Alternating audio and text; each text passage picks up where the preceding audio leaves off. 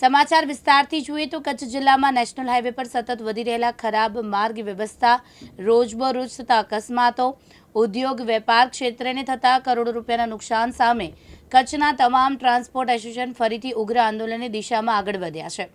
Kandla Mundra container transport welfare association, Kutch dumper welfare, new GGTA, Kandla tanker, local truck owners તેમજ operator association, goods transport Ratnal સહિતના તમામ પરિવહન સંગઠનો દ્વારા અગાઉ મોખા ટોલ પ્લાઝા ખાતે ગાંધીધામ ચેમ્બરના નેતૃત્વમાં નો રોડ નો ટોલ આંદોલનનું આયોજન કરવામાં આવ્યું. તે સમયે નેશનલ હાઈવે ઓથોરિટી દ્વારા 1 વર્ષની અંદર માર્ગોનું સમારકામ કરવાની લેખિત ખાતરી આપતા તેમજ રાજકીય આગેવાનો અને પ્રશાસનની મધ્યસ્થી બાદ આંદોલન મુલતવી રાખવામાં આવ્યું હતું.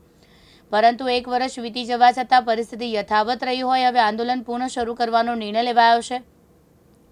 તમામ ટ્રાન્સપોર્ટ એસોસિએશનના પ્રતિનિધિ મંડળે ચેમ્બર સમક્ષ વિગતવાર આવેદનપત્ર રજૂ કર્યું છે. જયશ્રી મહેતા, દિવ્યાંગ ન્યૂઝ, અંજાર, કચ્છ.